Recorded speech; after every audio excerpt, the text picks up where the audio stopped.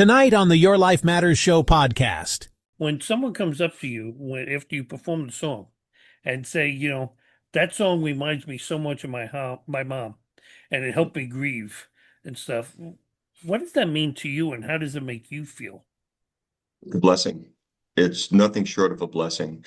If a song that God has given me is able to touch someone and help them in any way, it's a blessing. No other way of explaining it. It's a blessing.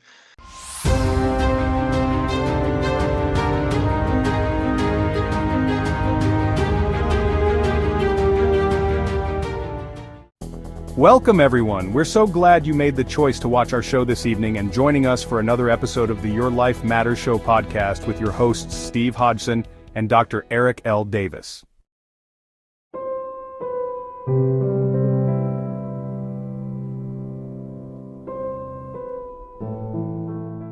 Did you ever wonder what happens when music becomes more than sound? When a song holds memory, grief, identity, and the weight of real life. Tonight's episode is titled, Music and Mental Health 2, Robert Ross. We will once again explore the powerful connection between music and mental health. This week we feature singer-songwriter Robert Ross. He is an award-winning Canadian and Australian singer-songwriter whose music is rooted in truth, grit, and lived experience. Robert has performed internationally across Australia, the United States, and Canada. He has won the New Discovery Artist of the Year and is the winner of the Male Artist of the Year. His music was also featured on the Season 3 premiere of Paramount Plus's hit series, Tulsa King, which stars Sylvester Stallone. Tonight's conversation goes way beyond the stage. We delve into love, loss, service, and belonging. This is a conversation about storytelling, resilience, and the power of music, which reminds us we are not alone. Remember, behind every song is a story worth hearing. Here are your hosts. Well, howdy, and welcome to the Your Life Matters Show podcast. I'm your host, Steve Hodgson, and as always, I'm joined by my co-host and keeper of my most embarrassing stories, licensed psychotherapist, Dr. Eric L. Davis. Dr. Davis, we're going into part 2 of the music and mental health. Last week we had Utah Burgess and Noble Hops, and this week we have a really, really special guest, Robert Ross. And for those that are listening, not Bob Ross, the deceased painter, okay, because when you look up Robert Ross, he comes up first, obviously, the painter. And it's like, I remember when I was thinking, did Michael send me this guy? Okay, am I going to need a psychic medium? Okay, to be able to interview him. Okay, but before we delve into today's conversation, which is a really good one, I want to take a quick moment to thank our sponsor who helps make this discussions possible, Waypost Counseling. At Waypost Counseling, we provide compassionate, powerful mental health support for individuals, couples, and families, and we do it in a way that meets people where they are. So whether you're feeling overwhelmed, stuck, or just need someone to talk to, support matters, and reaching out is not a sign of weakness. So let's listen. January came and went. We are sure you made your list of New Year's resolutions. Then February was here, then March, then April. If you are being honest, they were not resolutions.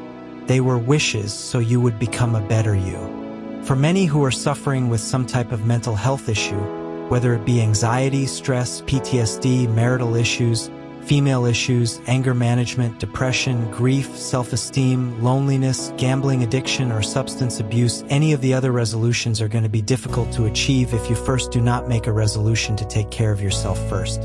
At Waypost Counseling, we have helped many people begin that new journey even when it seemed hopeless. Some think the only way out is suicide. We are here to tell you, there is help. There is no need to continue to struggle alone. It is time to reach out and ask for help. And we want you to know that is not a sign of weakness. Instead, it is a sign of strength, courage, and a willingness to face the challenges you are experiencing head on. Do it for those around you, your loved ones, but most importantly, do it for yourself. If you have a computer or laptop, you can get help from the privacy of your own home. There is no need to come to the office anymore. You can get help from anywhere in the United States. Pick up the phone and call Waypost Counseling today. Dial 317-762-0904 or 317-659-0179. You can also visit us on the web at waypostcounseling.com and request an appointment. Dr. Eric L. Davis, Aaron Davis, and Jeff Gazier are standing by to assist you hit the reset button on your life, your marriage, and help you feel once again that your life matters. You need to take that first step. Call Waypost Counseling right now. You will be glad you did.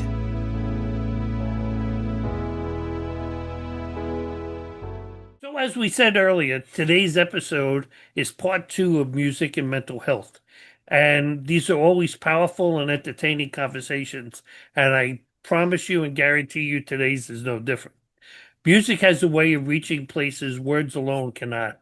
It helps us process emotion, sit with pain, remember who we are, and sometimes even survive the moments that we feel are unbearable. Absolutely.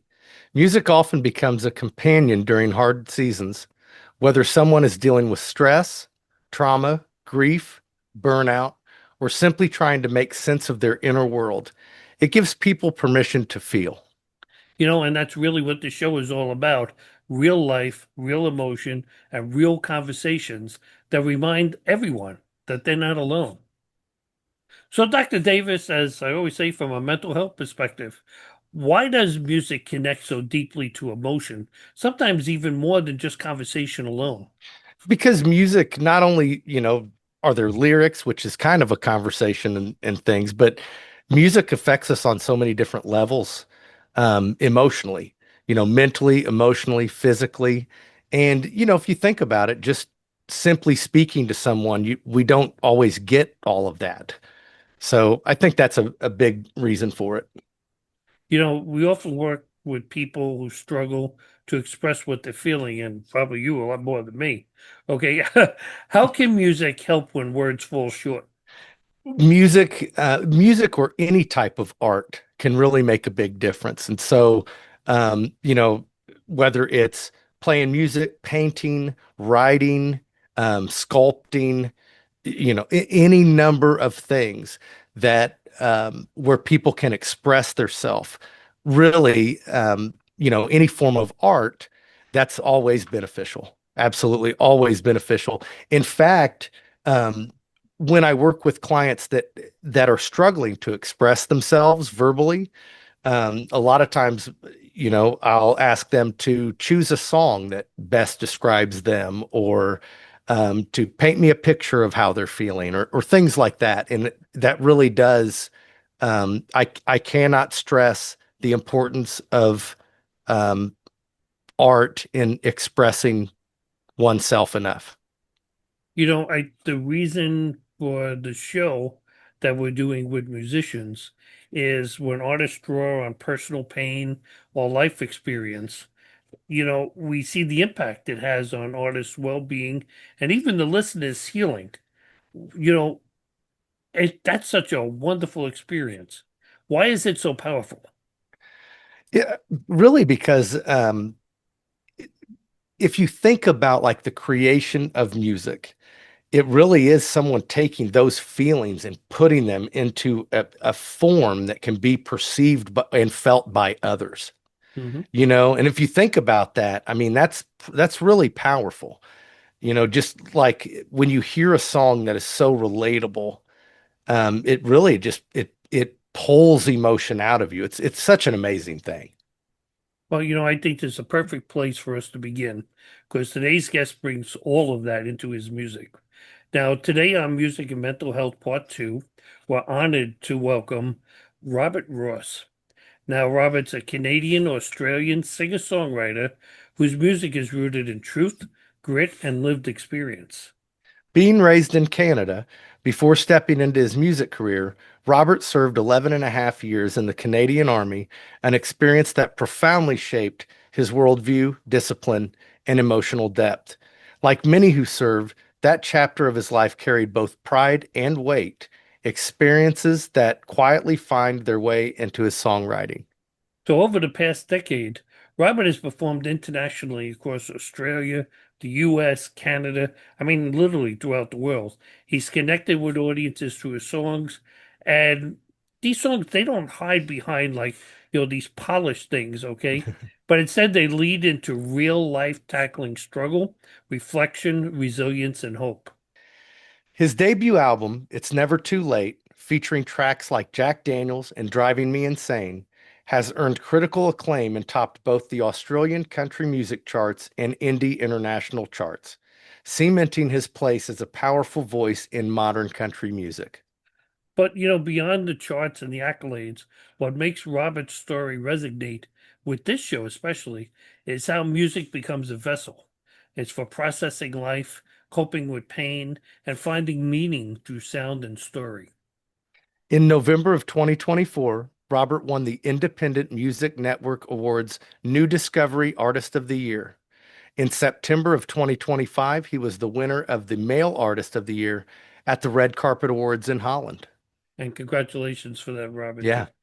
Now, Robert has also landed some high-profile TV exposure recently with his hard-hitting anthem, Drink 'Em Down, which is featured in the season 3 premiere of Paramount Plus's hit series, Tulsa King, which just happens to star Sylvester Stallone. And, it's a really, really good show, too. And we're going to go in depth with that with Robert. So I would like you to sit back, watch a little promo of Robert Ross, and then we'll bring him in for some fun.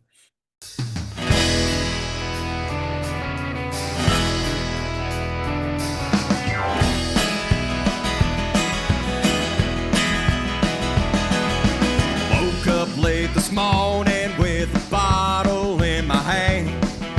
I tipped it back to have a drink to try and clear my head. All this ache and pain is killing me like a freight train running straight through my head.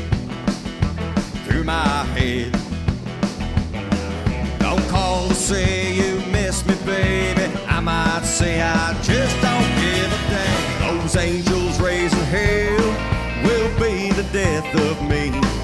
It's way beyond my control as far as I can see.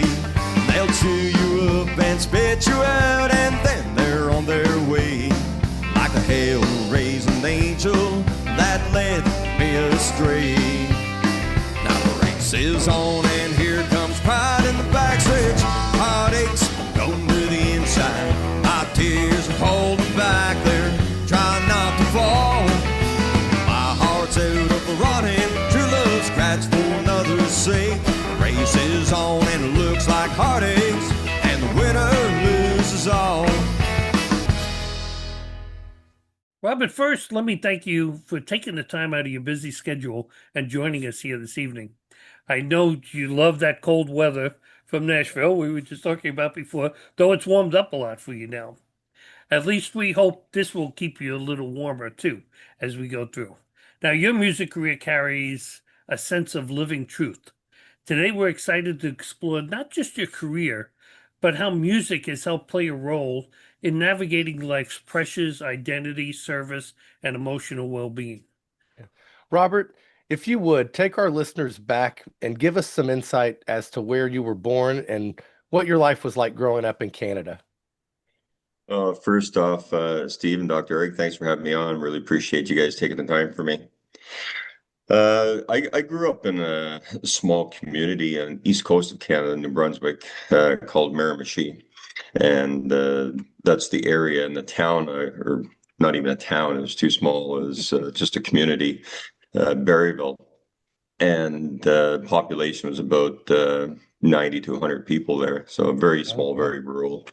And yeah, so there was it was fun. It was a good learning experience, but there's also hard times that go along with growing up in rural and poor area too. Like there wasn't a lot of money in that area, so the main things are fishing and working in the woods, and if you're really lucky, you got a job working at the mill. So that's why I got out of there. How did you end up getting into music? Well, it's something that's always been there. My mom, she was never professional or anything, but she always sang around the house, and that and there was always music playing. So it was kind of right there from the time I was born, and it was always something that pulled at me inside. But I didn't really jump into it or at it or into that life till much later in life. Cool. Who were some of your influences growing up? Musical influences. Yeah, well, the old country greats that they call them now, but like Johnny Cash and Merle Haggard, Chris Christopherson, Waylon Jennings, George Jones, and then up into the more modern guys. Randy Travis was a big influence on me, and bands like Sawyer Brown, love those guys, Travis Tritt, and Alan Jackson, all those guys. As it kind of changed as you go through life, but right at the core of it was going back to the old guys, Johnny Cash and those fellas. Can't go wrong with that. No, and there's one guy that was a local hero, Canadian legend, Stompin' Tom Connors. Okay. And he was, he's very iconic Canadian, sings about Canada, sings about the hardships, sings about the communities and the people of Canada. See, it's funny you talk about Johnny Cash. One of my first musical influences was Johnny Cash. Even though I was telling you prior to this, it's a lot of rock and stuff, but there was the Johnny Cash TV show that used to be on. It was the variety show. And, hello, I'm Johnny Cash, and my first acoustic guitar, I sat there and I learned Folsom Prison Blues, San Quentin. I mean, all those songs I had learned 8, 9 years old. Can remember Yeah. sitting, in front of the mirror, just, playing along with the music. So yeah, he was big influence on me too. So Well, that was the beauty about Johnny Cash, that it doesn't matter what genre you fall in. He's influenced everybody, right down the line. It's I'm a huge incredible. metal. So I just wanted to tell you, I'm a huge metalhead. So I Yeah. love heavy metal.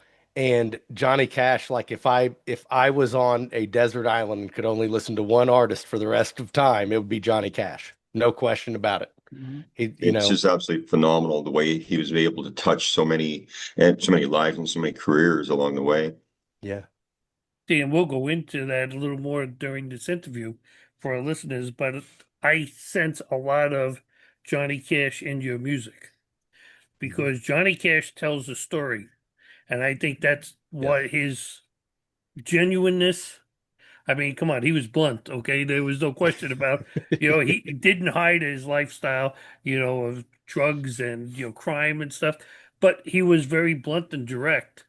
And you know what? I think that's what helps artists connect to people when people realize that, it's just not a bunch of fluff, that's being produced by some, writers in, I don't want to say in Nashville, but in some of those bigger areas. Here you go. Here's the song for the artist to perform. It's one thing performing that, but it's different when you're performing your own material that has something to do with your life. And that's one of the reasons why we've been doing this style show recently, is because we want people to realize that there are stories behind the music. Yeah, absolutely. Yeah. And that's it. Every song starts with a story. Mm-hmm. So how does it work when you write a song? I mean, do you sit down and say, okay, tonight I got to write a tune because I need to get new tune out here? Or is this something that just comes to you? I always tell people that I get that question a lot, and they say, "Well, how do you write a song?" I don't know. I don't know. It's just I credit God for all of it, and I believe that, and I heard this said many years ago. I can't remember who it was, but every song that has been written or ever will be written is out there already. And it's just if you can tune into that big radio in the sky and dial into that specific moment and pick up that song, then that's how you get that song. It's something I'm sure that just comes to you, you suddenly, I know even like for myself when I wrote certain songs, you were thinking back at an incident that happened when you were growing up, was or something that with a friendship and stuff, and all of a sudden that moment just stayed in the back of your head there someplace, That's and right. Yeah. a few weeks later you're sitting around strumming your guitar, it's something, and all of a sudden it's like, okay, yeah, I've Yeah. had this tune running around up there that came from him too. Okay, so let's put that together and write a really good Yeah. song about it. So, Well, that's Anyone? it. And there are the memories in there, and then there is some of me in the songs that comes mhm, from either past experience or whatever. But a lot of times, what happens is the song, the lyrics and the melody will just be there, and where it comes from, like I say, I don't know. It's just there, and then I'm just the one that receives it at that particular moment in time. mhm. And I thank God for that every day. So that leads into a question I was going to ask. So do you feel like that, that purity is kind of where the authenticity comes from? Just accepting it how it is, if Yeah, that makes absolutely. sense. Absolutely. And a lot of times it'll come, the songs will come jumbled. Like they don't come word for word. You get one line comes, and like in the old days I used to sit down with paper and pen and scribble on paper, and it would look like I don't know, you threw a pen on the paper and exploded kind of thing.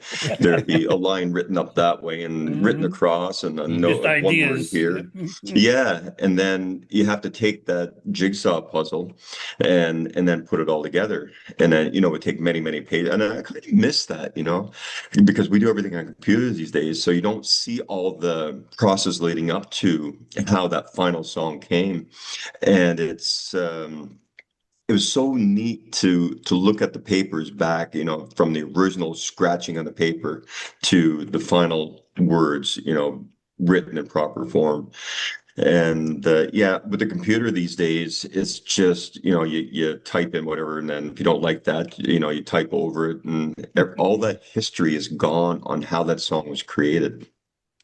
See, I'm Yeah, one of those I people. never thought about that, Robert, but man, that is so true.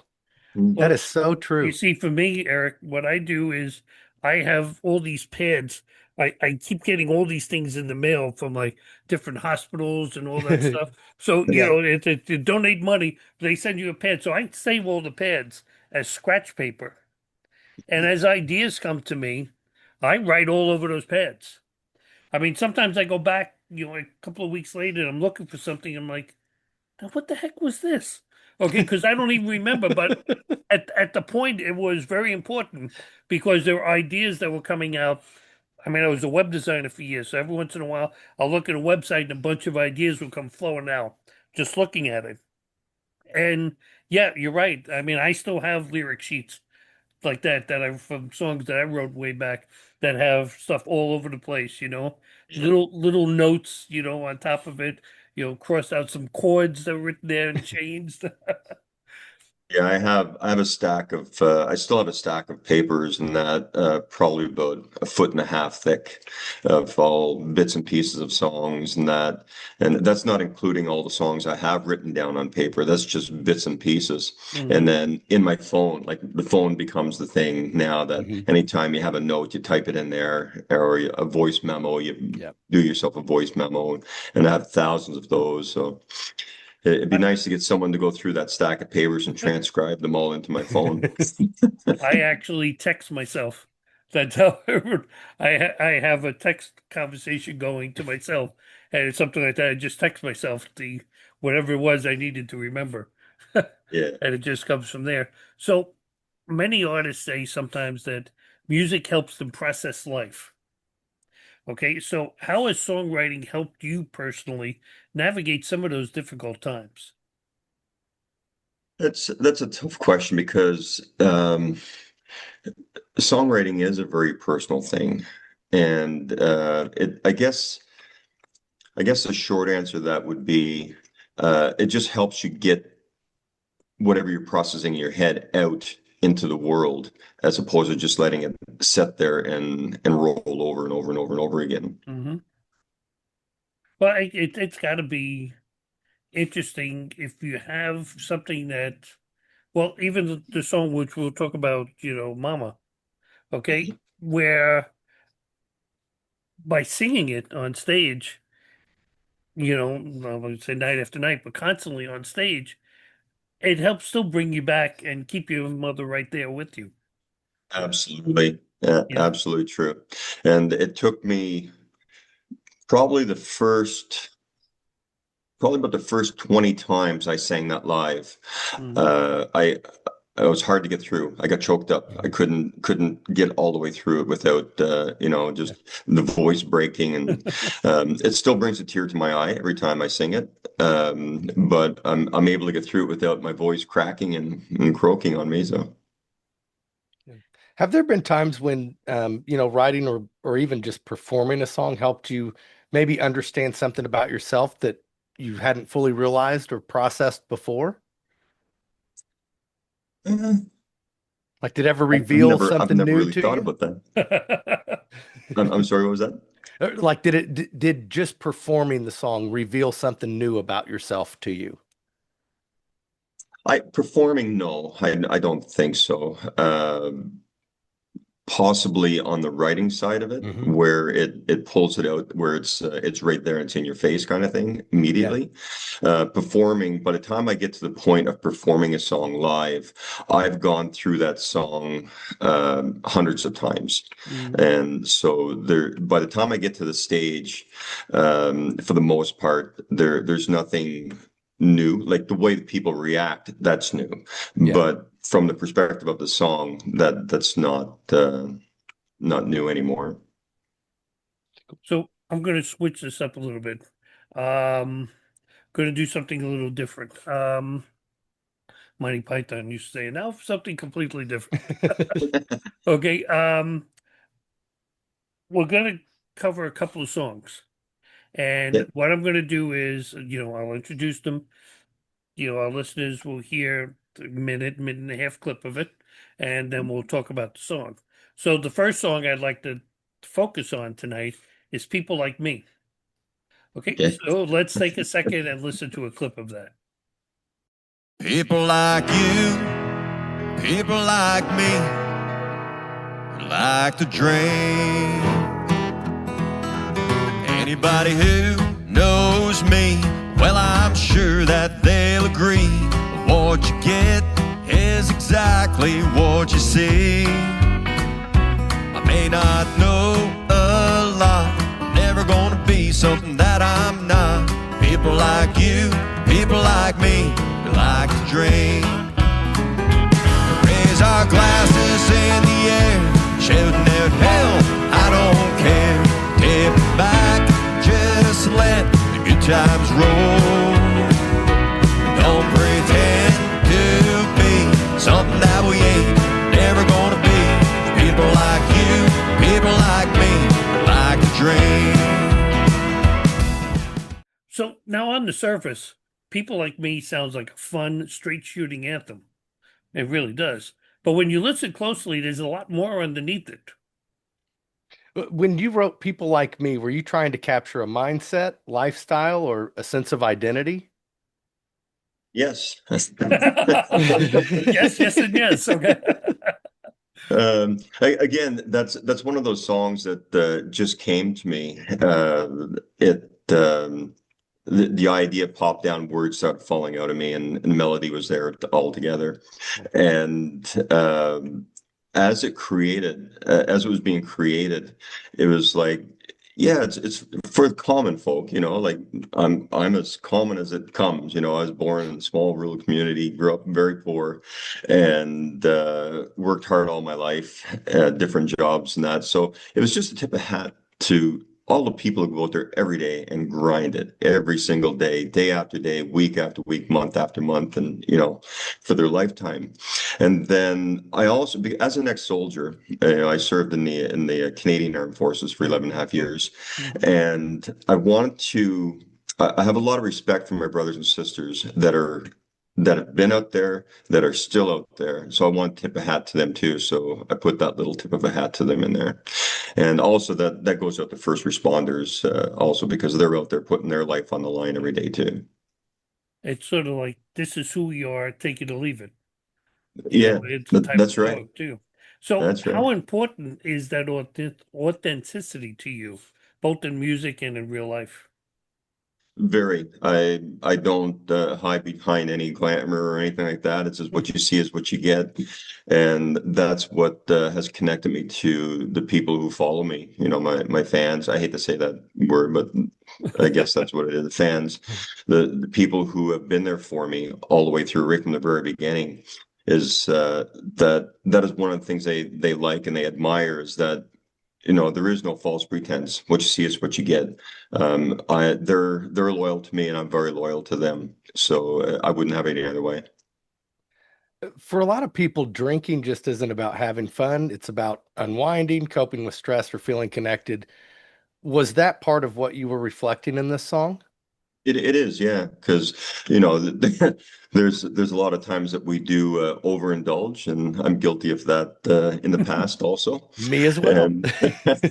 Dr. Davis But- is a recovering alcoholic, just so Yeah. you know. Yeah. Sorry? I'm in Davis- recovery. Oh, are you? Congratulations. Well, Congratulations. thank you Stay very strong. much. Stay strong. I go through bouts where I'll not drink for a long time. There's one period of time that I didn't touch a drop of alcohol for 10 years. Wow. I just decided that that's it. I don't need it. And I've always well, let's go into that. I was an alcoholic by the age of 15, and I grew up. The area I grew up in, there's a lot of addictions, and so I was no exception to the rule. I fell into that, and what I have learned through life is that it's all about choice. And I can choose to bend my elbow, put that bottle to my lips if I want. I can choose to put whatever in my body I want. That's my choice. And at the end of the day, if I choose to do it, then it's going to affect me in whatever way it's going to affect Absolutely. me. But the way I look at it is that if I feel I need it, I won't. But if it's just a feeling of, yeah, okay, I'll I want to have a drink, so I'll have a drink. I can have one, I can stop. I can have 30. I can cut loose. I don't do that very often. I haven't had a drop of alcohol now since April. Wow. And That's awesome. so I don't know when the next time I'll have a drink is. It's just I don't feel that it's something that I need to do. Yeah. But if I want to, then I can. And folks, we're recording this May 1st, so no, I'm only, No, that was only good, kidding, man. folks. That's a joke. Good one. Good. I just couldn't help it. It was a little too easy. I want to go off what our path here a little bit. You're talking about you grew up in a small section of Canada. On the east, it wasn't even a town; it was a community, as you called it.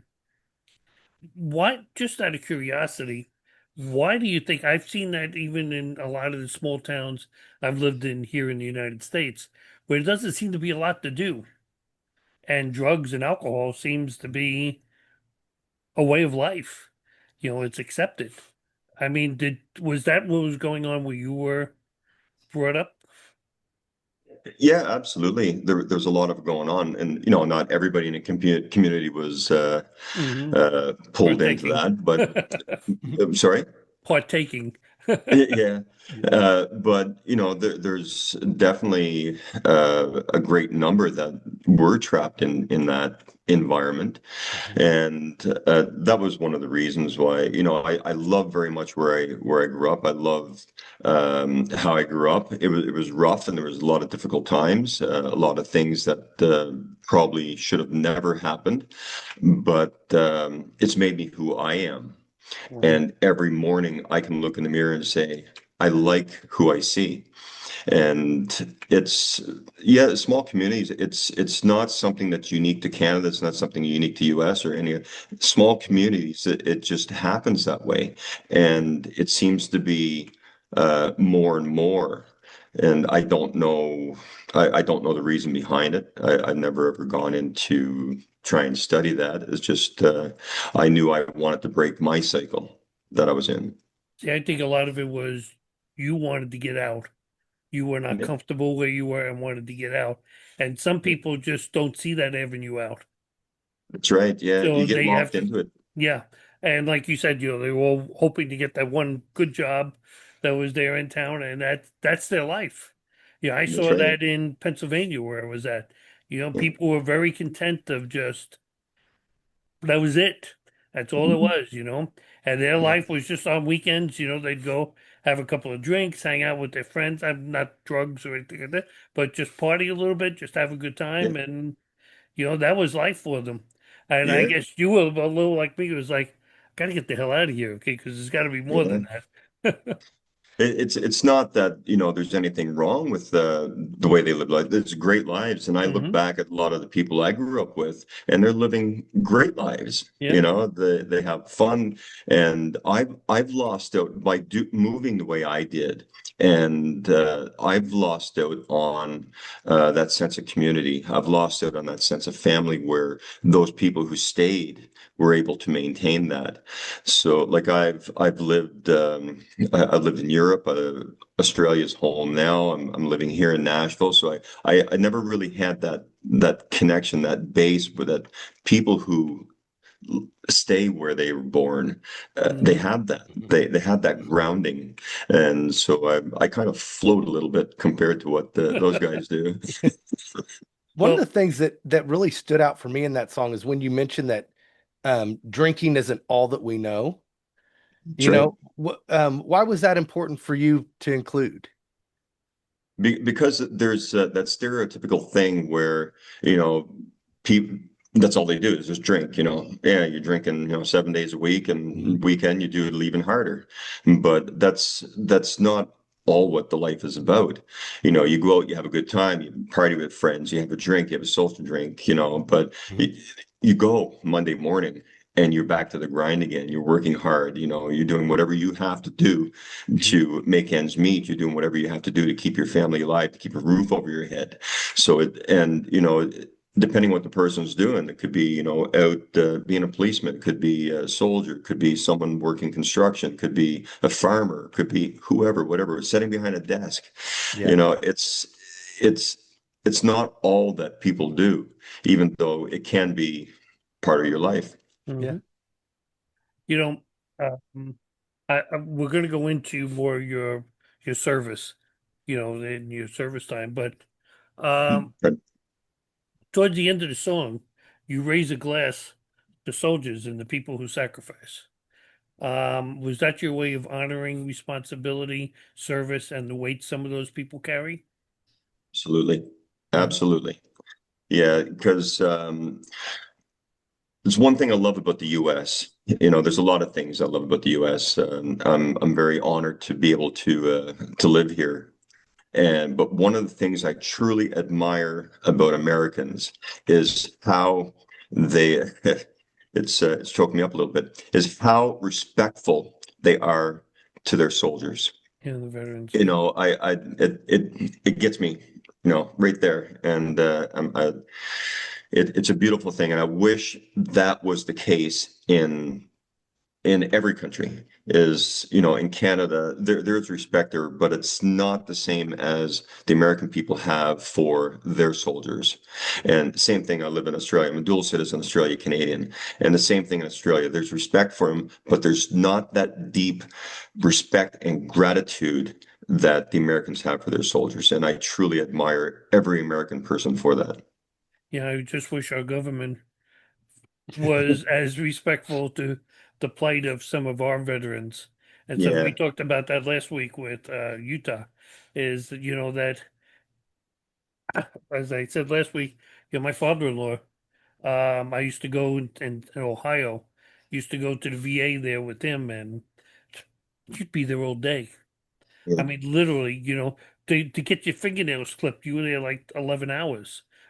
yeah. It's like they really just don't care that much about the veterans themselves. And that's sad. But you're right, the It American is pride behind our soldiers, we stand behind them 100%. absolutely. And I As love that, and I really admire that.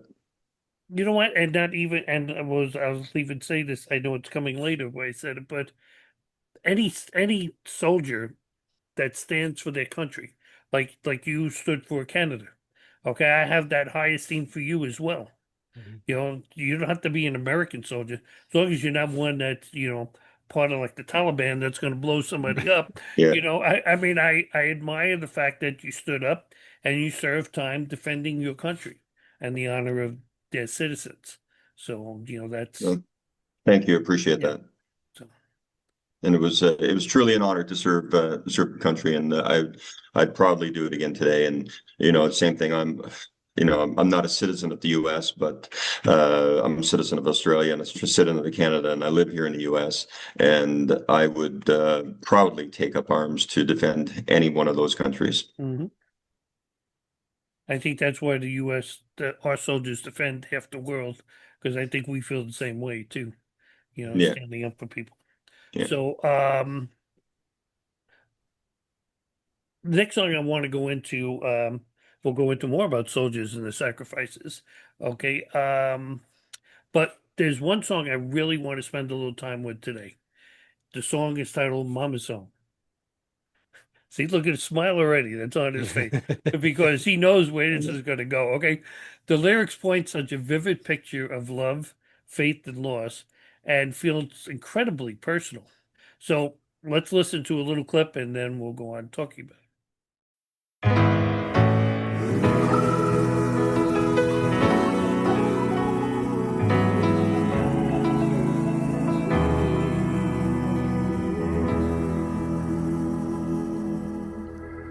I remember well, Mama singing Amazing Grace, an old rugged cross.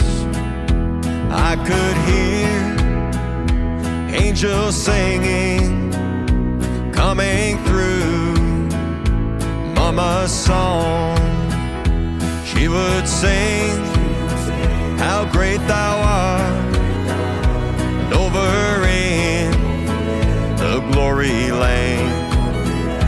I could feel love in Mama's heart as she held my little hand. I'll fly away and rock of ages, move on up a little high. What a friend I have in Jesus. Now she's singing with the angels in their choir.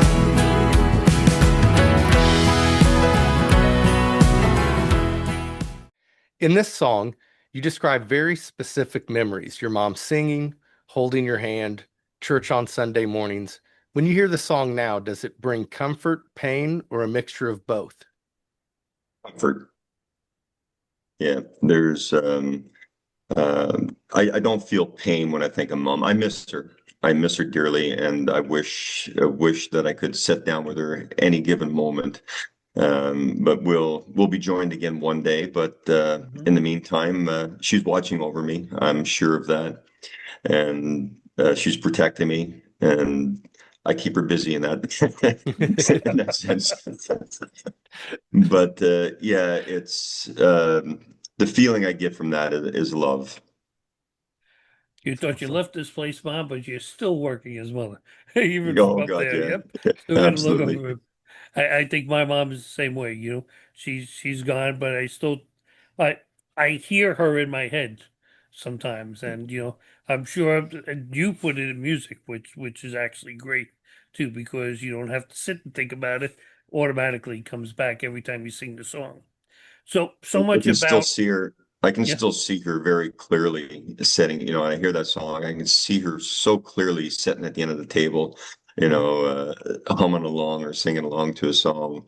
And it's great to be able to have that, to pull that, because I don't know if you feel the same way, but a lot of times when someone has passed, the memory kind of fades. The image is not as clear in your mind anymore of what exactly they looked like or how exactly their voice sounded or things like Yeah. that. It all fades as we get older and the time has gone between when they passed. But I find that with mom, yeah, she just comes back clear as day, which is a beautiful thing, and I'm so grateful. So That is a much. beautiful thing. Yeah, it really is. And you don't realize, Eric, your mom's still with us. Okay. Yeah. I get exactly everything he's saying because, I'm in that same boat. So much of the song is about feeling of being loved. Now, how did your mom's presence, her music, shape the person you became? So you said earlier she was a singer and she used to, well, not professionally, but she used to sing a lot. That She had to did. help shape who you were. Yeah, she never sung outside the house. It was always at home. It was never in public. And I guess I kind of just absorbed that. It's not something I really thought about at the time, but I just uh, I just absorbed that love of music that she had from her and from feeling that you could feel the love of the music she had. It was there. It was part of her. It wasn't just music there. It was part of her. And she had this amazing ability. Back in the day, they didn't have computers. So in order to get the words to the song, you had to listen to the radio and hear it. And within listening to that song once or twice, she could have that whole song written out. Amazing ability. If I tried to do that, I'd have to listen to the song 10,000 times in order to get it all put out on paper. And I still have some of her songbooks that she wrote out by hand, like all the old great songs, like Buck Owens songs and Ernest Tubb, and going way way back. So it's really cool to have that part of her history, and it's the love that was in those books is pretty amazing. In the song, you describe like holding on to sound, memory, connection, and those are things that we see a lot of in grief. Do you feel like writing this song helped you process, the loss in a way that talking alone couldn't have? Um, so I process my view on death is that I had this conversation with my wife not too long ago, and is we all have to face that sometime. And I've had a lot of loss in my life, a lot of friends, family. Uh, the way I look at it is that it's a process that we have no choice. We have no say in the matter. It happens when it happens.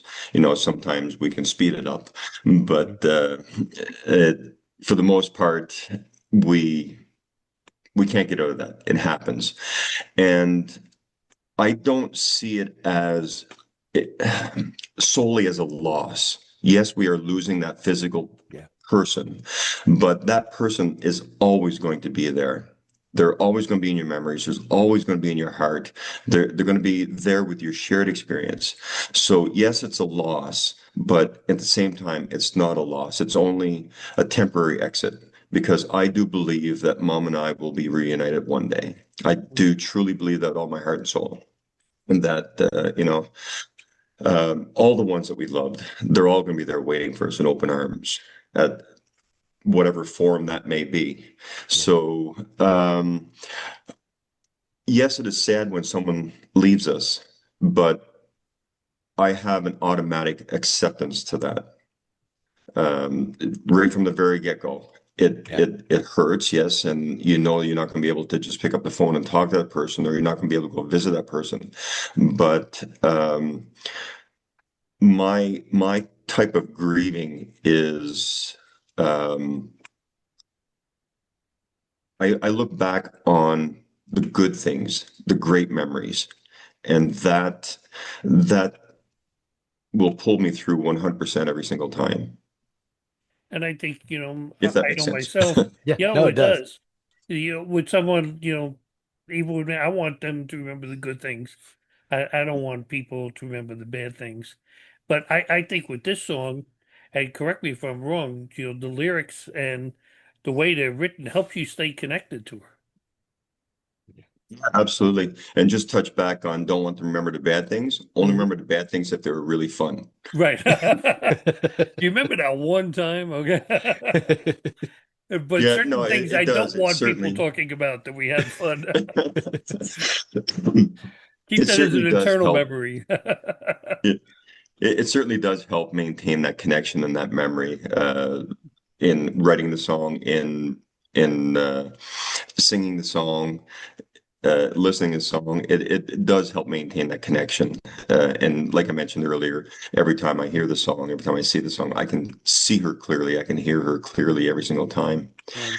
And it was kind of funny how that song came about was it was in January of '04 that I wrote that song. Lost light here again. I There don't you know. go. Yeah. Say Someone it's turn your the lights mom. out. Hi, Mom. Mhm. Yeah, Is so it was kind of funny that how that song came about because in October of 2023, moved to Nashville from Australia. And the plan was that we're going to come here in June, but the visa to come didn't come through as quickly as anticipated. So we didn't get the visa till September. So everything was pushed forward. And October 23 is when we arrived in Nashville. So the plan was come here in June, and then before it got cold, go back to Australia. Because I had not experienced winter for 15 years at that point. And for me, where we live, pardon me, in Australia, a cold winter's day is 75 degrees. That's a cold winter's day. That's midwinter, you know. So coming to Nashville, we thought, all right, get out before it gets cold, get back to Australia, don't have to deal with winter. Great plan. But as with any great plan, so we didn't get here till October, and we thought, well, it doesn't really make sense. You know, we just got here, starting to establish. Uh, do we stay or not? So I have a cousin who lives in Lawrenceburg, just south of Nashville, and I was talking to her on the phone. I said, "Hey, Cindy," I said, what's winters like in Nashville? Because the only time I've been here is in the summertime, and summers in Nashville are phenomenal. Yes. So I said, and of course, she's been in the U.S. She's a U.S. citizen now, and she's been here for over 30 years. And she said, "Oh, they're not bad. They're not bad." I said, "Oh, okay, yeah, that's good. That's good." I said, "Well, how does it get cold?" She goes, "Well, it cools down, but it's not bad." And I said, "Well, what about snow?" She goes, "Well, every once in a while we'll get a dusting of snow, but it's gone by noon. It's not bad." So, of course, being a national winter is not bad. It, So, Sue and I, my lovely other half, Sue, we talked about it and said, "Well, let's just stay for the winter. It's not that bad. We can do it." So on January, I think it was January 4th or 5th of 24, it started snowing. And it snowed and snowed and snowed. We ended up getting 8 inches of snow on the ground here in Nashville. And it stayed on the ground for 10 days. And, where a lot of folks are, 10 days of snow is not bad. But here in Nashville, it shuts the city down. The city cannot function, just don't have the equipment to deal with it. And in that 10 days, I left our place for a total of 4 hours. I went to church twice, and I went to the grocery store once because Sue made me go. But I kind of lost track what the question was. no, But anyway, it's no, it's funny, but I want to ask this one question because I think it's really important. When someone comes up to you after you perform the song and say, that song reminds me so much of my mom, and it helped me grieve. and stuff. What does that mean to you, and how does it make you feel? A blessing. It's nothing short of a blessing. Mm.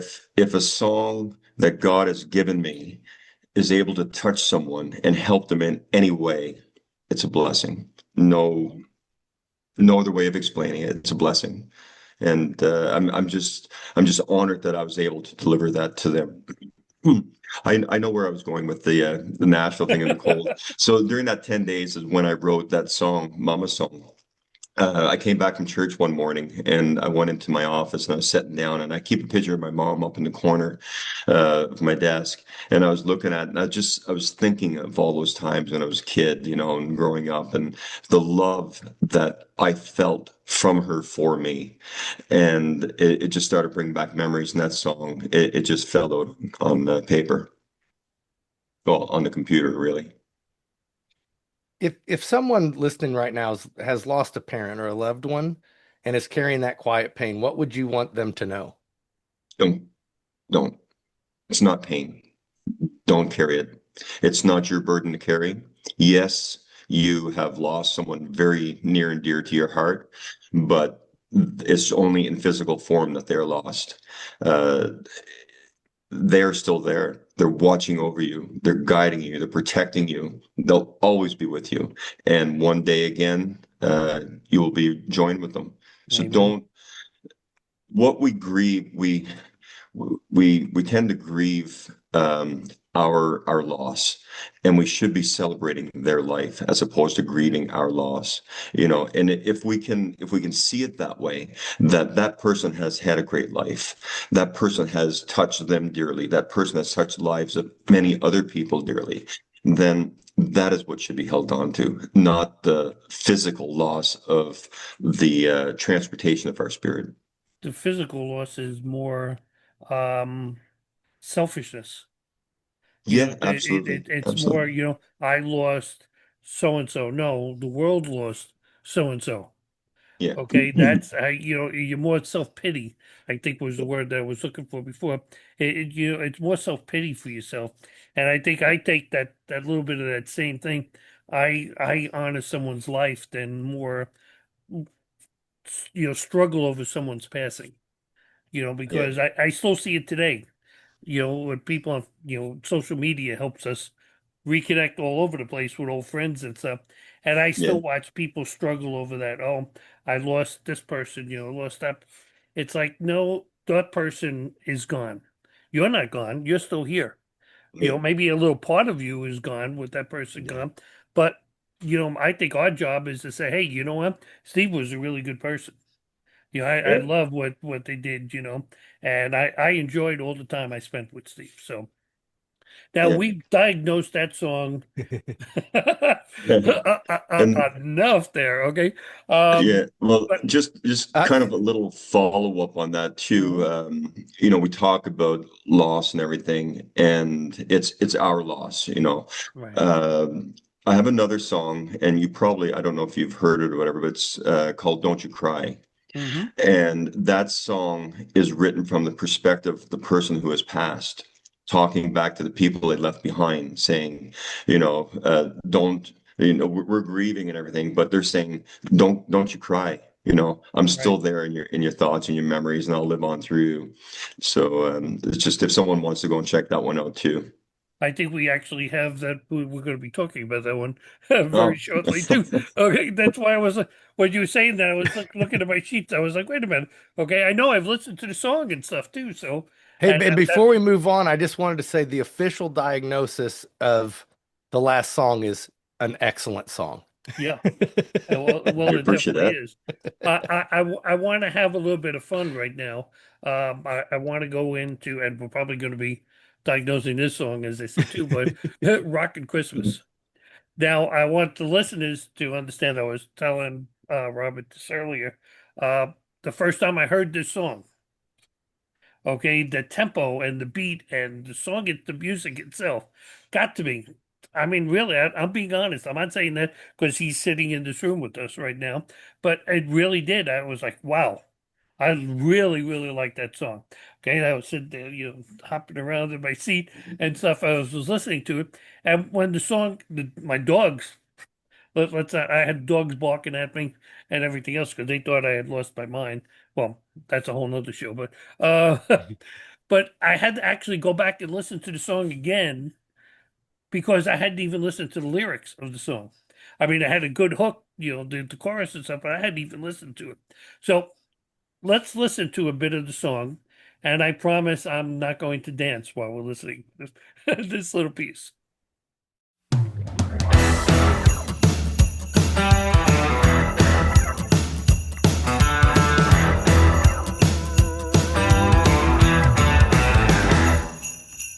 Tree is trimmed, just look at the glow. Meet me under the mistletoe. A kiss or two, let's make it three. There's no place I'd rather be. We're dancing, yeah, romancing, rocking around the Christmas tree. Got a party for two, just you and me.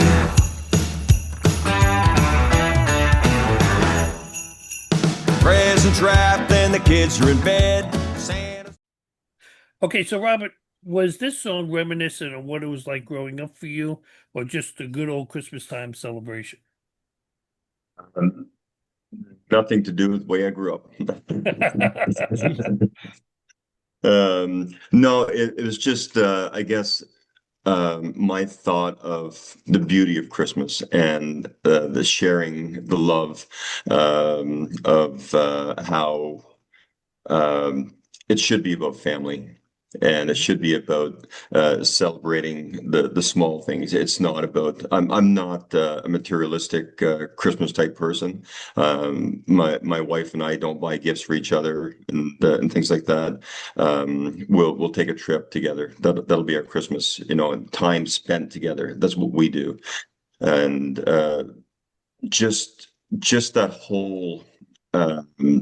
People having to go out and spend money they don't have a lot of times just to put a gift under the tree. That's not what Christmas is about. Christmas, we've gotten so far away from the true meaning of Christmas that it's very sad to see what's happening out there.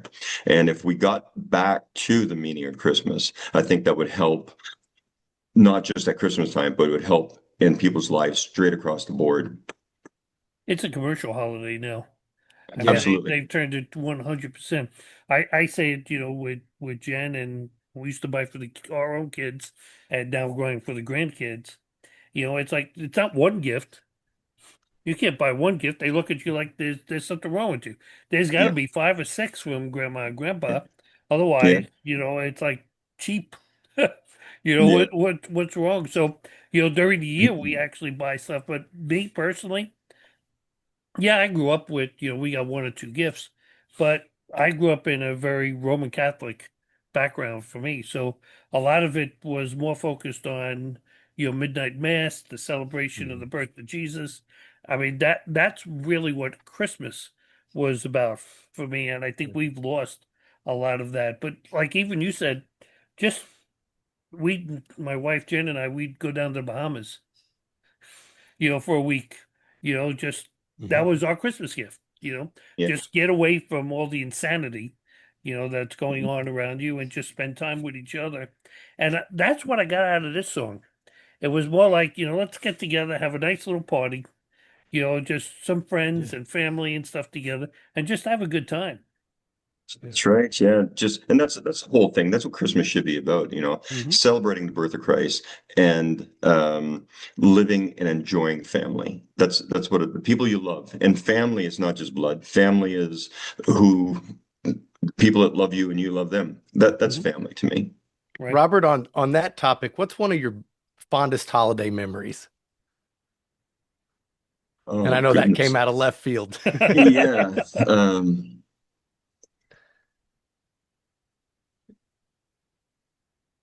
That's a really tough one. Because I do have a lot of fond memories. I think probably my fondest memories now are the ones that my wife and I are creating. Because we don't do the commercial Christmas, because it's all about us. It's about our family unit kind of thing. And to me, that's incredibly special. I wouldn't change that for the world. That's awesome. So, now correct me if I'm wrong. Wasn't this a top 10 country Christmas hit in both the UK and Europe? Well, the UK first was over Europe. Yeah, I don't really, I do glance at it once in a while, but I don't really take a whole lot of notice to it. But yeah, it was up there in the charts for UK, Europe. It was in it hit some charts here in North America also. But yeah, Europe and UK, I've been feeling a lot of love from them. So I need all the good folks back here home in North America to start showing the same kind of love that they're throwing my way. Well, I recommend the video that's made for the song is fantastic video. And in fact, even on YouTube, there's a behind the scenes, the making of this video, if I remember correctly. Yeah, there's a couple little shorts there, yeah. Yeah. But that was so much fun making that one. And I did the storyboard for it and everything. And then we started filming. And we have one location, and that's the very first scene. We had that one location, and it's like mid filming, it hit me. It's like, no, we need to change the story a little bit here. So I went back to the drawing board, and we were supposed to be finished shooting that day.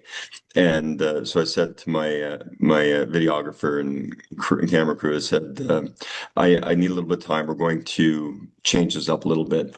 So what I did, and some of my friends here in Nashville, is like, it's kind of funny that, you don't talk to strangers. So I needed another location, and I wanted a fancier place. And for the, you know how the video goes, where they they're dancing at their home, and it's simple. It's nice, but it's simple. And I want it to be kind of that dream sensation where they go into, dreamland.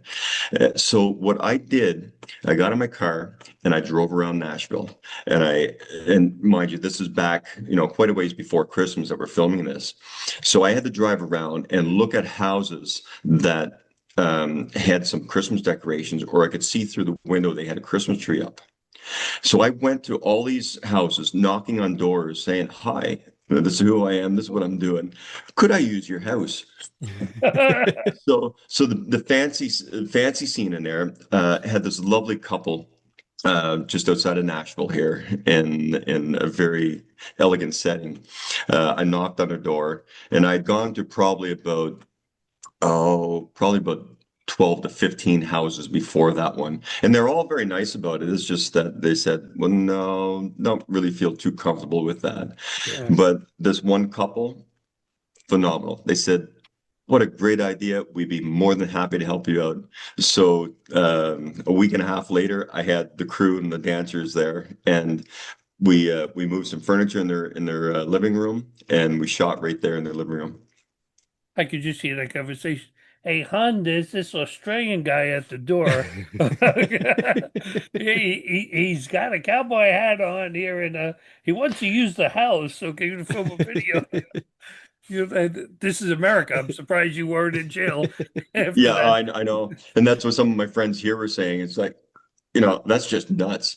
But the way I grew up, like small community, you talk to people, and I still do that. It doesn't matter where I am. I go out. I did some shows in Prince Edward Island this past summer, and we had some friends from Nashville that came up with us. And so we were driving along, touring them around the island and we popped into this one place. They had some arts and crafts for sale. And so we popped in and started talking to them. And the lady, she was really nice, and she goes, "Oh, your voice is amazing. Do you sing?" I said, "Well, actually, yeah, that's kind of what I do for a living." And she said, "Well, with a voice like that, do you know any Josh Turner?" I said, "Yeah, actually." She goes, "My husband, he's a huge Josh Turner fan, and he's suffering dementia right now." So she said, "Would you be willing to come in and sing the song for him?" Oh. And I said, "Absolutely."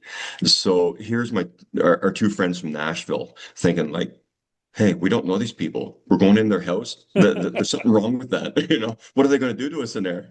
So yeah, we went in. I sang the song for them, and the next day they came to another show that I was having. So it's just I always say that a stranger is a friend you have not met yet. And I try to live by that. But that's definitely the U.S. mentality. What are they going to do to us once we get inside that house? I saw this movie and I don't like how it ends. That's right. Yeah, exactly. This is usually how the movies begin. Okay. And I have a little role in the film. Yeah. Okay, so I want to talk about another song, and this is like a really here in the States. It's probably a popular one for you too, because it was featured in I think it was the premiere episode, season 3 of Tulsa King. Yeah. Yeah. And for those who are wondering what Tulsa King is, that's Sylvester Stallone's new hit show that's on. And I've actually watched a bunch of it. I probably heard the song and not even realized, what it was when it was back then. The song is called Drink 'Em Down. Yeah. So if we can, let's listen to a clip.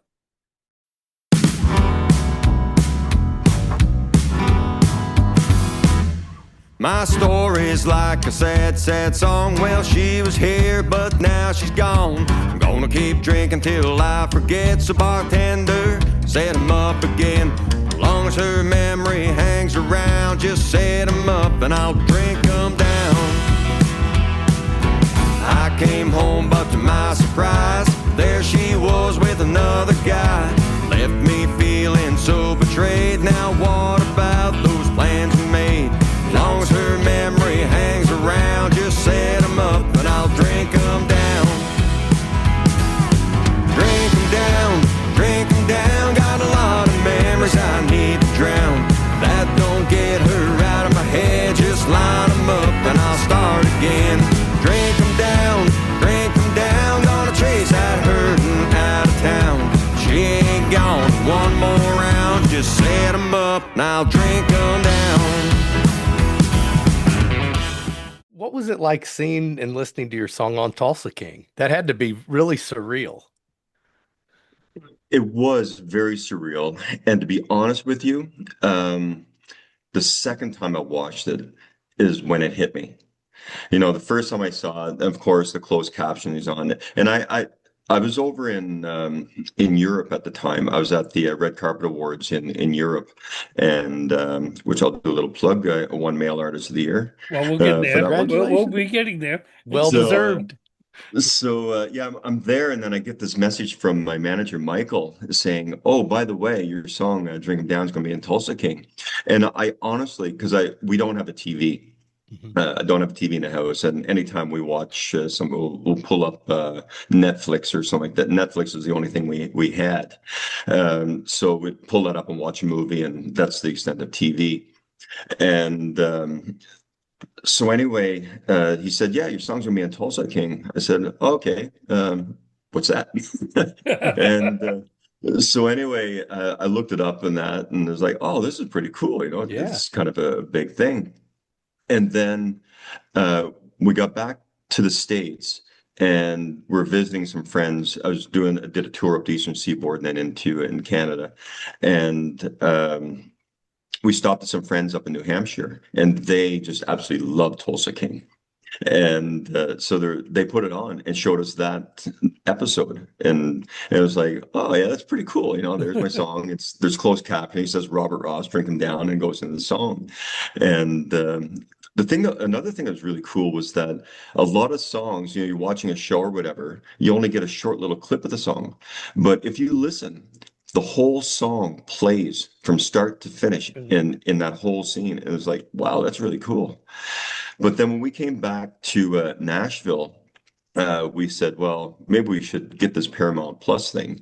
And so we logged in, signed up for it, and we watched the whole series. And we got to that episode, season 3 premiere.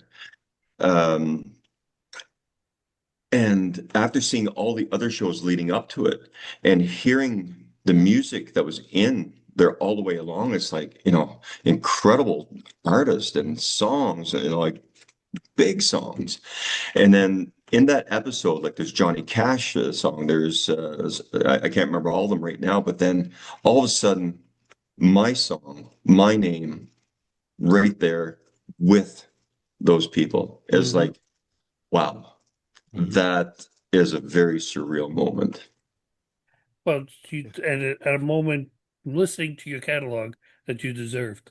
Anyway, Mhm. because your music Thank you. does sit right up with some of those. I don't know, Yeah. you may not think so, but your music does sit right up with some of those greats that we were talking about. Absolutely. The song Well, was also thank co-written you. by Gil Grand. Yeah. What was how did this come about that you wrote this to? Well, Gil and I go back many, many years. I knew Gil from Canada, 30 years ago. Hard to believe since I'm only 20 something, but yeah, I met Gil in Edmonton, Alberta many, many years ago. And of course, time passes and you drift apart, you don't see each other. And we hadn't seen each other for, long, long time.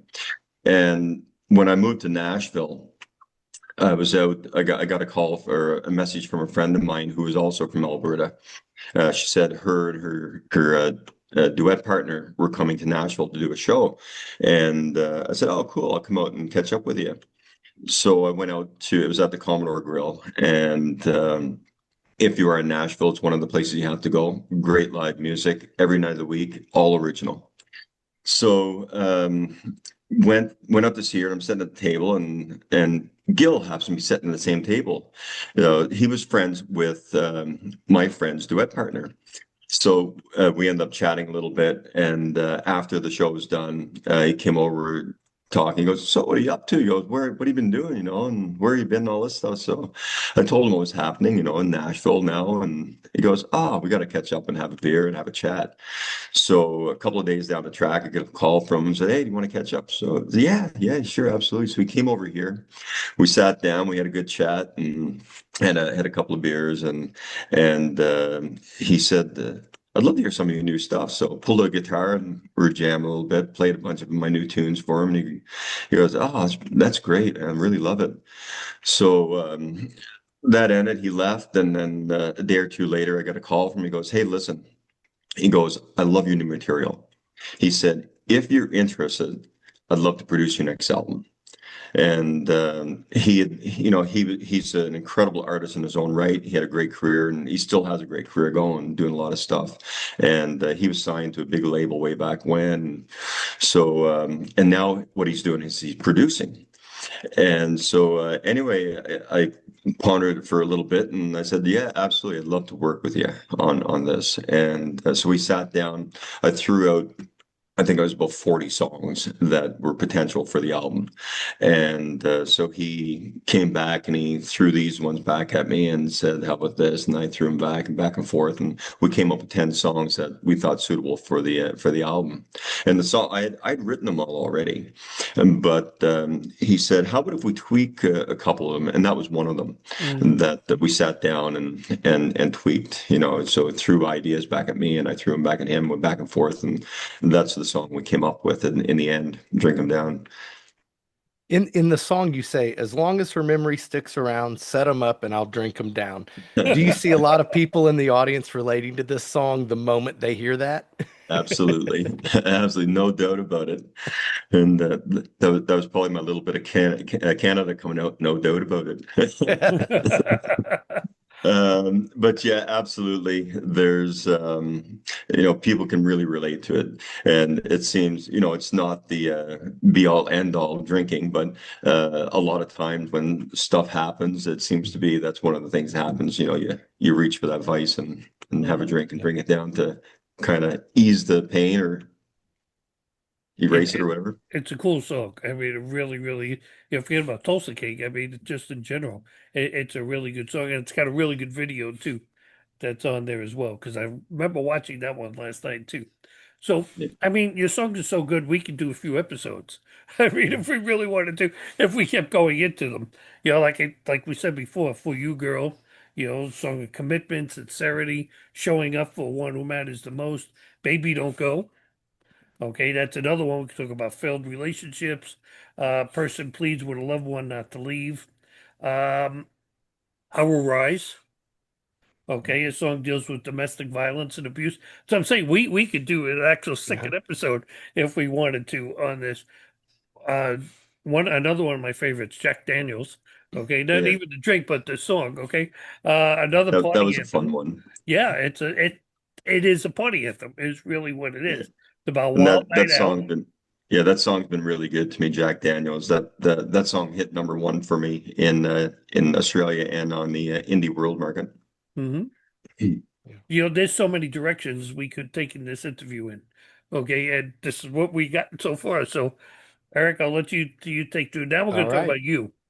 Robert, you served 11 and a half years for the Canadian Army, which included 3.5 years overseas. What was that experience like for you? It was a great honor to be able to serve Canada, and like I mentioned earlier, that I'd proudly do it again, and for not just Canada, but for Australia. I'm a citizen there also, and here in the U.S., I would gladly protect her also. Um, it it was it was a way.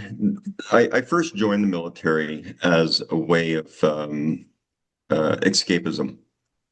And because, like I mentioned earlier, that I grew up in a very poor community, and I knew I didn't want to go down those paths. So to me, joining the military was a way. Military rescued me from myself, basically, and showed me that there's more to the world, and opened my eyes to the world. So, and it gave me a new beginning. So in I don't know if that answered the question. 2009, I kind of waffled there. well, no, I know in 2009 you relocated to Australia, okay, and then you became a citizen there in 2014. What was it about Australia that made you decide that you wanted to live there? No snow, plain and simple. What's the music scene like there? I mean, well, us here in the States, we have no clue.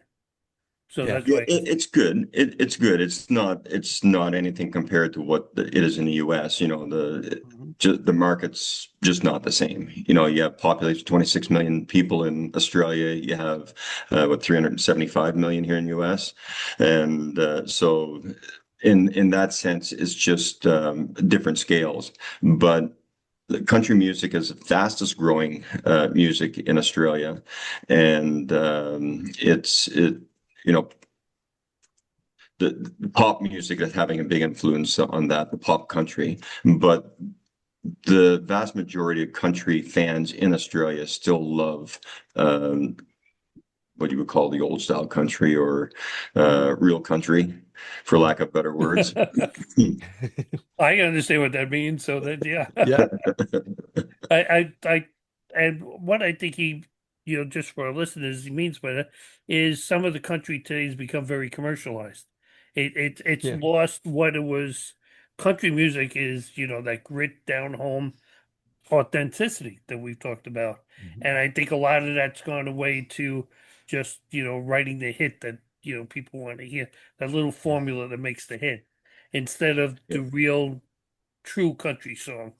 So yeah, Yeah, that's right. Yeah, absolutely right. And with country is always there's kind of like a laneway or a road a path that country stays on, and it veers left, it veers right, back and forth. And sometimes it pops outside those lines, but it always comes back to center again. And what's happened with country music over the past well, since early 2000s, is that it started going left and it just kept going out, out, out, out. It's slowly coming back now. There's some great artists young artists that are coming up. Cody Johnson is one of them. Zach Top, phenomenal, straight down the line country. Lainey Wilson. They're all pulling it back to center again. And, there's those of us that have always hung on to the truth of country and what it's all about, story and the realness of the music. But what happened with country music is that it went out to, if you look at 90s pop and modern country, it's pretty much one and the same. That it's kind of lost the true meaning of country, that narrow path, that And I love all kinds of music. I love 90s pop. I love rap, the old rap. I love heavy metal. I love, the classic rock. I have a great respect for R&B, jazz, soul music, I love it all. But the thing I love about it is that it's that. Yeah. What's happening is that with society these days, they want to blend everything together, so everything is just common ground all the way across. And it's not good for society. It's not good for society to be able to grow and explore and expand, because if everybody stays within this one mundane parallel, then where do you go except for just down that same path? So I always say that I'd love to see people stick to their path in music. Keep the music pure, keep the genre pure, as opposed to, coming into country music just because it's faster growing, coming in for the money and saying, okay, we're going to change country because this is what's going to make us the most amount of money. Keep country, keep pop, keep rock, and so on and so forth. And they're all beautiful genres. You mean Beyonce isn't country? Absolutely not. Okay. Just because you're born in Texas don't mean you're country. That's right. It's funny.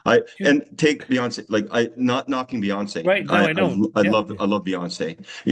She's an incredible artist. She is an incredible songwriter. She's an incredible businesswoman and talented beyond. She's exceptionally talented. On her solo career as Beyonce and her career with Destiny Child, phenomenal. But country, she is not. Yeah. Sorry. Yeah, exactly. I saw 2 nights ago there was an interview with Don Henley of the Eagles on some Sunday morning show or something. I saw the video on YouTube. He made a statement which I think is so important. He said, music is medicine, and we all need medicine right now. Absolutely. Yeah. Yeah. I love that. Yeah. That's a great line. It stuck in my head. And Eric, if for something to stay in my head for this long, for a couple of days, but I think it's so true right now. We talk about many times that instead of watching TV at night, I'll pop on, my MP3 player. And like you say, I'm a musician. And I understand exactly what you just said there. All different kinds of music get to me. It doesn't make a difference. I could be listening to, like you say, Destiny's Child all the way up to AC/DC. It just is the music. Music gets to me. So I want to ask you, toward the end of 2003, you moved to Nashville and worked on your second album, Better With Me. Your first debut album was titled It's Never Too Late. So how do you currently like living in Nashville? Let's leave the snow and stuff out. I mean, are you finding it productive for you as a musician? Oh, absolutely. Nashville, if you want to be in the business, you have to spend some time in Nashville. For country music, there's no way around it. If anybody out there is thinking, okay, I'm doing this, you need to be in Nashville. You need to make a presence. You need to make those connections. And I absolutely love Nashville for that, because, you can throw a stone 10 feet in any direction and you're going to hit someone that is talented beyond. And one of the things about Nashville too is that there's a very small percentage of people who actually make it out there that the main population are going to hear. And with Nashville, on any given day, in any given bar, you can walk in and hear someone that is just as good, if not better, than someone you're hearing on the radio. There's that quality and that amount of talent here in this city. And I mean, really, that's, it's like the actresses that go to Hollywood. They think, or an actor and actress, I'm going to be great as they're waiting tables and stuff, because they could be just as good as, as one of the big movie stars. But you're going to get your break. You're going to get your break. That's right. And there's, don't quote me on these numbers, but what I heard and read was that there's on average 150 people every single day arriving in Nashville, chasing the dream. And out of that 150 people every day, 1% of them will make something of music, of a music career, and that just means, like playing gigs and making a living of sorts. Yeah. And of that 1% of that will make it big. So that's how small the number is of who will make it in the city. It's hard. It's hard. It's dog eat dog. It's not for the light of heart. But you know what? If you want to live your dream and you want to pursue your dream, you got to go all out. And you're You in the got right that place right. for that. Yep. Do you typically perform solo or with a band? The last few years, I've been doing a lot of solo work. But if a venue calls for a band, then absolutely. It's just these days it's hard to maintain a band unless you're up in that top 1%. 1% of 1%. In order to, and even those guys, a lot of times they're using filler musicians, but there's not a whole lot of bands per se these days that are held together. There are people who are playing as a band. That's what they're presented as. But as a solo artist, as me being the artist, for me to maintain a band, it's not fair to them because the money, it boils down to money, and everybody's got to eat. So if you say, you're my guys and you work for me and that's it, then I have to be responsible for putting food on their table. So it's a freelance world. When there's gigs coming up, then most people have certain people they call on. But the great thing about Nashville is that because there is so much talent here, if those people aren't available, you can pull from a very deep well. Yeah. Yeah, that's something I was gonna say is, based on just hearing you talk, it sounds like there's no shortage of excellent musicians around. No, not at all. I want to take us off into just a little other direction before we wrap up. The Royal Canadian Legion. Who are Yeah. they? And tell us about the work that you do with them. The Royal Canadian Legion is the same as the Legion here in the U.S., the American Legion. It's the same thing. It's not the same organization, but they serve the same purpose. And in Australia, it's the RSL. And what they do is they support past service members and also serving members and also the community. They do a lot of great work that way. So as an ex-soldier, I wanted this past year. I always wanted some way of helping them because I've leaned on them for help, and I know a lot of my brothers and sisters have leaned on them for help too, support, and they have a lot of great programs to help them out getting their pension or so on and so forth, whatever they need.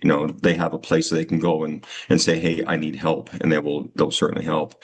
But they also give a lot of support to the community through scholarships and things like that. So a lot of great work they do. And I'm a Legion member. And I wanted to give back to them a bit. So I decided what I'll do is work in conjunction with them to help them raise some money because Legions, I know it's the same thing here in the States, but Canada, they're hurting. Memberships are down, and a lot of them are having to move from buildings that they've been in for many, many years to smaller venues, and scraping by trying to pay bills at the end of the month.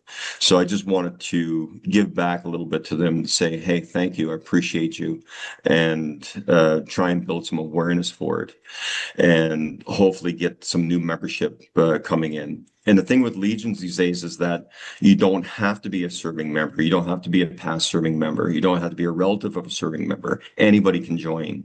Wow. And for the good that they do for the service members, past and present, and for the community, they deserve any bit of help they have. And, even if you don't go and hang out at Legion every weekend, it doesn't cost a lot to join them, to become a member. But that membership goes a long, long way in helping them survive and helping them support the people that really need the help. So yeah, it was just a way of giving back and hoping that it would open the eyes to the general public to say, hey, this is a great organization. They need us. I used to go down to the American Legion Hall in Indiana, down in Westport. just to go in there, sometimes you just have a beer. I was a member and just listen to stories. Some of the Absolutely. old timers sitting around talking about, you're going to learn so much more than you're going to find sometimes in history books because you're listening to it firsthand accounts of the things that took place. And you know what? Like you said, you don't even have to have been in the army. Okay, we should still be supporting. Absolutely, yeah. Yeah. And there's no reason for any legion to be hurting, and it's just the way. It's not expensive. No. It's only a few bucks a year Mhm. to be a member, and yeah, it does a lot of great good. Where can someone find out more information about you and your music? My handle, let's call it, is Robert Ross Music, and you can Okay. find me on Facebook, Instagram, TikTok, YouTube, and yeah, if you just Robert Ross Music. My website is robertrossmusic.com, Okay. and on Spotify you can find me Robert Ross. You'll see this mug here, and the other platforms, Apple and Geezer, and I apologize to all the other platforms. I can't remember them off the top of my head. And for people that are listening, in the description, the written description of this video, there'll be the links to all the sites that Robert's talking about. So you can just click the link to go visit his website and all of that stuff. We always put that there, just so you know. And just a note on that too, for your listeners and your followers, that one of the best ways to support an independent artist these days is getting on and giving them a follow and sharing them and creating the following, because as an independent artist, when you're booking venues, when you're booking festivals and things like that, one of the first thing they do is they look at how many followers you have, and it's it's a popularity contest these days just as much as talent.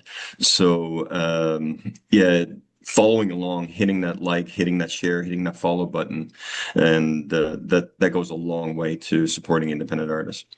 So my last question to you, okay, and then we'll wrap that up. We've been going for a good amount of time there, and it's been so great because It's been a great conversation's conversation's really. just been flowing. What does the future hold? Future's looking bright, baby.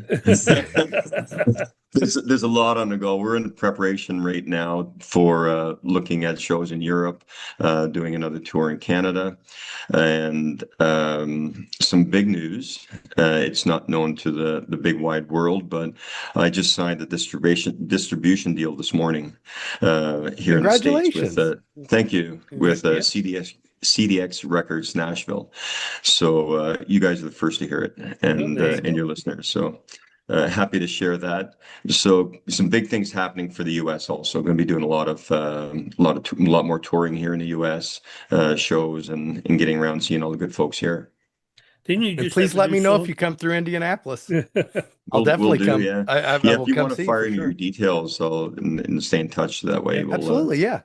yeah. Didn't you just release a new song too recently? Within the last... Actually, we forgot to talk about that altogether, didn't we? Yeah, Yeah, the no, I brand didn't new forget. Oh, you didn't? Okay, I did. I've been having a lot of fun here. Been great chatting with you guys.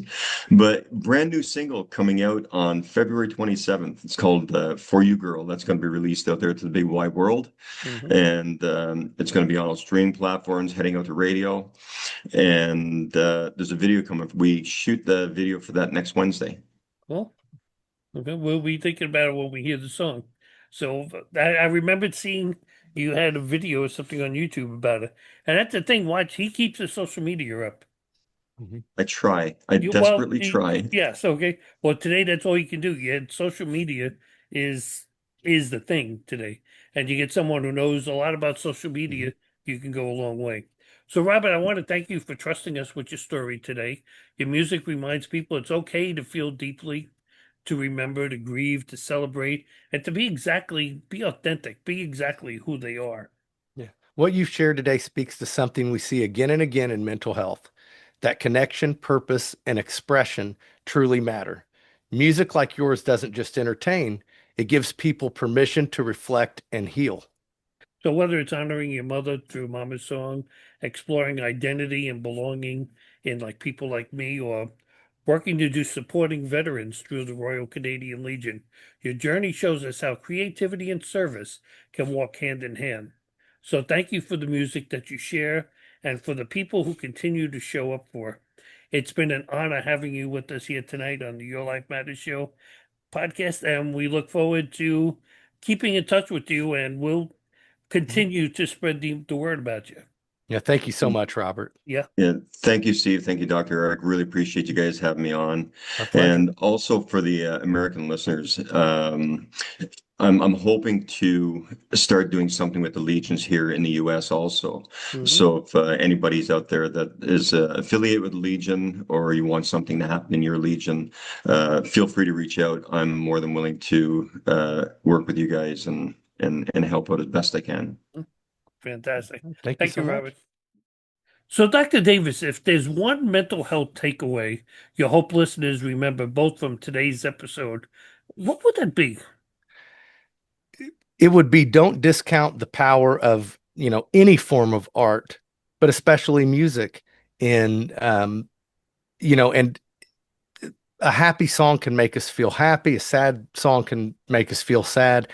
Music is a great way to express how we're feeling. And that's what I hope people walk away with. So, as we wrap up today's episode, and we apologize that it's a little longer than most of our regular episodes, but the conversation, as is music, is so real that we needed to do that. I want to take a moment to thank Robert Ross for sharing not only his music, but he was real open with us. He shared his heart, his memories, and his lived experiences with us. Yeah. Music has a way of carrying what words alone can't. Love that remains, grief that still aches, and hope that quietly endures. Today reminded us that even in loss, connection doesn't disappear. It simply changes form. And, for many people, faith, music, and memory, they become anchors for themselves. They remind us that we are all part of something larger than ourselves, even when life feels heavy or uncertain. Yeah. Now, today's conversation highlights how music functions as a meaningful tool for emotional processing. Through memory, identity, and storytelling, people often find ways to express experiences that may be difficult to articulate directly. See, we explore today themes of grief, coping, service, and belonging, areas that frequently intersect with mental health, but aren't really openly discussed. Creative expressions like music can support emotional regulation, connection, and reflection. However, it's important to remember that creative outlets are part of a broader wellness picture, not a replacement for professional support when it's needed. If today stirred something in you, grief, gratitude, reflection, or even longing, allow yourself to sit with that. Those feelings matter. They're part of loving deeply. And once again, I want to show my appreciation to MTS Management Group. Okay, this second week in a row, they are an artist management and promotions company. They've assisted us once again in getting another truly wonderful interview with an amazing artist. Michael Stover has an amazing company he established. You even heard Robert, he looks forward to working with them. It's an award-winning company with so many talented artists. To any artist out there that's seeking management representation or help with publicity, here's our free commercial, okay? Because he does social media promotions. Look up MTS Management Group, and they're your go-to without any doubt. And again, thank you, Michael, for all your help. Conversations like the one we had tonight remind us that music is more than sound. It's a place for people to feel, remember, grieve, and sometimes even heal. Whether it's through loss, love, service, or identity, these stories matter. And if you heard something today that resonated with you, whether it's Mama's Song, People Like Me, or the discussion around service and community, remember you're not alone. Many people carry these emotions quietly, and this show exists to remind you that your story matters too. If music's ever helped you through a difficult moment, that's not accidental. Creative expression can be a powerful way to process life, but it's also okay to need more support along the way. And remember, all the links that Robert spoke about tonight and more are in this episode's description. You'll find links to Robert's site, his YouTube videos, even for MTS Management Group information and their website. If you're struggling right now or just need someone to talk to, please know that help is available. In the United States, you can simply call or text 988, the Suicide and Crisis Lifeline, at any time, day or night. If you're outside of the U.S., please reach out to local emergency or mental health resources in your area. Reaching out is not a sign of weakness. It's a sign that you matter. So please, please, please remember to like and subscribe if you appreciated this episode. That's your way of supporting us. You don't have to support us with money or anything. Just like and hit the subscribe button. Your support allows us to bring more shows like this to you. Okay, and maybe have some bigger name artists too. So I think we've had two in the last 2 weeks. Two, I believe, really big artists. And remember, you can visit us on the web at yourlifemattersshowpodcast.com for more information about the show. You can get your official merchandise, and it's a way to request if you'd like to be a guest on the show. Next week, actually, our guest next week is actually someone who sent us a link from the website too. And you can also leave us a comment. We'd really love to read your comments. That helps the channel as well. From all of us here at the Your Life Matters Show podcast, thank you for spending this time with us. If today's episode spoke to you, please consider sharing it with someone who might need to hear it. So, thank you for being here. No, really, thank you. I mean that a lot, and it means a lot to us to have you with us. We always said our goal is to help one person each episode. And if you needed help that you found here tonight, then we've done our job. So until next time, may you find peace, connection, and moments of grace along the way. And always remember, your life truly does matter. God bless you, and we hope to see you with us again next week. Thank you. Thank you for joining us for this week's new episode of the Your Life Matters Show podcast. Please be sure to join us again next Thursday for another great episode with your hosts, Steve Hodgson and psychotherapist Dr. Eric L. Davis. Please remember to subscribe to our channel if you have not already done so, and hit the like button and leave a comment. Your help with this helps us reach a wider audience that may need our help.